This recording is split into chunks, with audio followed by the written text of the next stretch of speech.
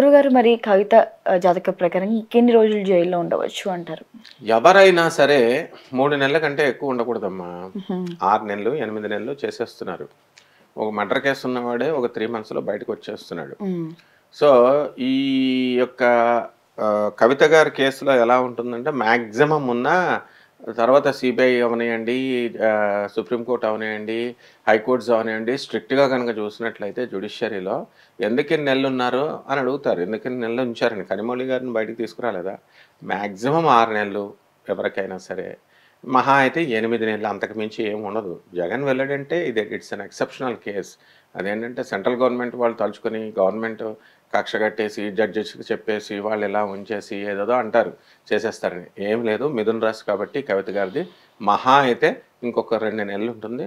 బ్రహ్మాండంగా బయటికి వస్తుందన్నమాట. రైట్. సో, ఎన్టీఆర్ గారు జీవిత ప్రకారంగా లేకపోతే జాతక ప్రకారంగా ఎలా ఉంటుందండి? అంటే ఫ్యాన్స్ కోరిక మేరకు ఏమైనా రాజకీయాల్లోకి వచ్చే అవకాశాలు ఏమైనా ఉన్నాయా?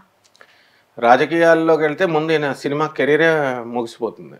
ఎప్పుడు కూడా సినిమా కెరీర్ స్వింగ్‌లో ఉన్నప్పుడు సినిమా కెరీర్ మీదే చూసుకోవాలి. నందమూరి తారక రామారావు గారు డాక్టర్ సీనియర్ ఎన్టీఆర్ చేశాడంటే ఒక వయసు వచ్చిన తర్వాత ఆ ఏజ్‌లో వెళ్ళాడు పాలిటిక్స్‌లో.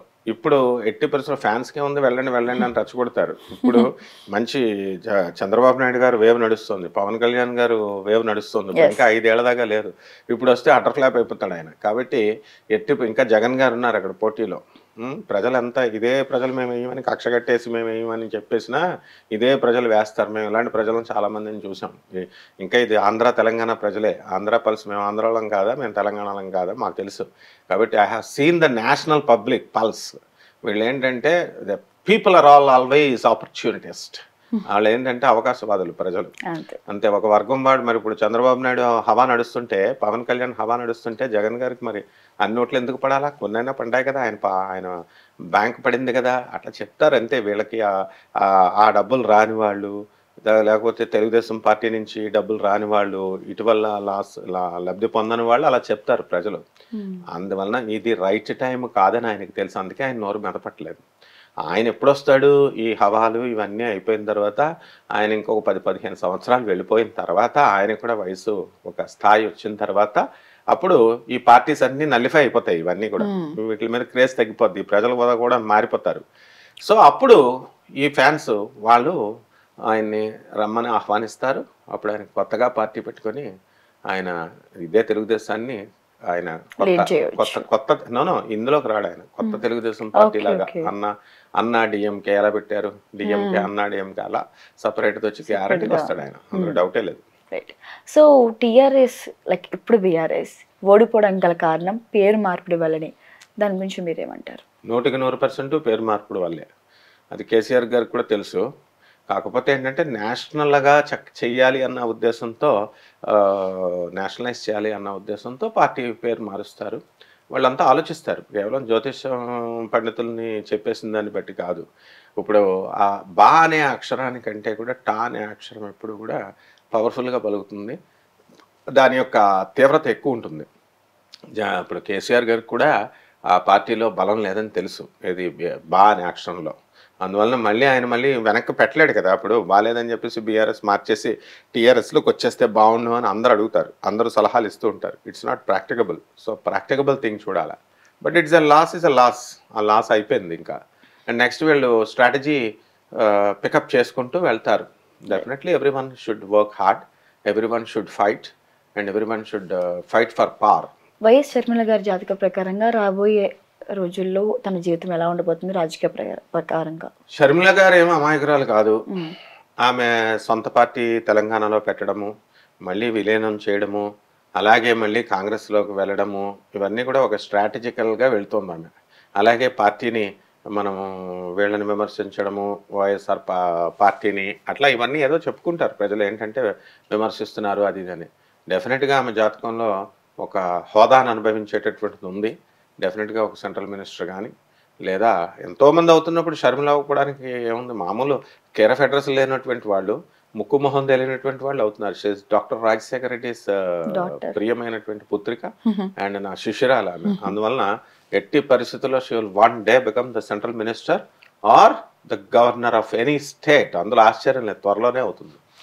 జగన్ గారి కూతుర్లకి రాజకీయ ప్రకారంగా ఏమైనా వచ్చే ఉందా? రాజకీయంలో వాళ్ళ జాతకం ప్రకారంగా ఎలా ఉండబోతుంది? వాళ్ళు వండర్ఫుల్ స్టూడెంట్స్ అమ్మ. వాళ్ళు మెరిటోరియస్ స్టూడెంట్స్, సొంత ప్రతిభతో అద్భుతమైనటువంటి మార్కులతో వాళ్ళు స్టాన్ఫర్డ్ యూనివర్సిటీ, లండన్లో ఇలా రకరకాల ఇంకా చాలా రకాల కోర్సులు చేస్తున్నారు వాళ్ళు. And they are having their own industries, they are having their own businesses. వాళ్ళు ఎంతో కెరీర్ పరంగా వెళ్ళాలా, ఈ డర్టీ పాలిటిక్స్లోకి రారు వాళ్ళు, ఇప్పుడప్పుడే రారు. ఎందుకంటే వాళ్ళ ఫాదరే ఇంకా ఫైట్ చేయాలి, ఇంకా 30 సంవత్సరాలు ఫైట్, టగ్ ఆఫ్ వార్ ఇవ్వాలి, ఇచ్చి ఫైట్ చేయాలా.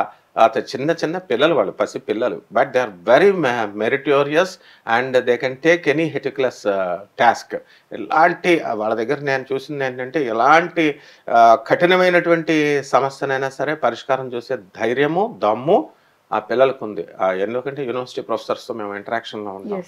So they are very intelligent, promising students and wonderful students వాళ్ళు. వైఎస్ భారతి గారు రాజకీయాలు అడుగు పెడితే రాణిస్తుందా? ఎలా ఉండబోతుంది? ఫలితాలు ఏమైనా ఉంటాయా?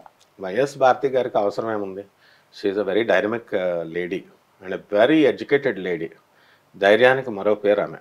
కాబట్టి ఆమె రాజకీయాలకు రావాల్సినటువంటి పరిస్థితులు వస్తే వస్తారు, అవసరం లేదు. ఎందుకంటే ఇక్కడ పాలిటిక్స్ ఇంకా మామూలు నార్మలైజ్డ్ సిచ్యుయేషన్లో ఉన్నాయి, ఇంకా విజృంభించలేదు ఇవన్నీ కూడా. ఇవంతా చప్పగా అయిపోయినాయి. అప్పుడు ఆంధ్ర కోసం, ఆంధ్ర పాలిటిక్స్ కోసం ఓ విదేశాల నుంచి వచ్చేసారు, హైదరాబాద్ నుంచి వచ్చేసారు, బాంబే నుంచి వచ్చేసారు. డెవలప్మెంట్ మీటింగ్లు, వీడియో కాన్ఫరెన్స్లు జరుగుతూ ఉంటాయి అంతే. అవన్నీ ప్రాక్టికల్గా ఇంకా పెట్టాలిగా. ఓన్లీ ఇప్పుడు గవర్నమెంట్ ఫార్మ్ అయిన తర్వాత ఏం చేస్తారు? చిన్న చిన్న పనులు చేస్తారు ఎవరైనా.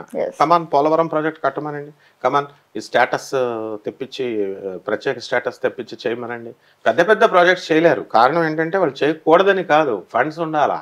పవన్ కళ్యాణ్ గారు ఆ జీతాలు చూసుకోవాలా, వీళ్ళకి గవర్నమెంట్ ఎంప్లాయీస్కి, చంద్రబాబు నాయుడు గారికి. ఇప్పుడు మన ఇండస్ట్రీస్ మీటింగ్ జరిగింది, యూనివర్సిటీని పెడతామని అన్నారు వాళ్ళు. చంద్రబాబు నాయుడు చాలా మెచ్చుకున్నారు.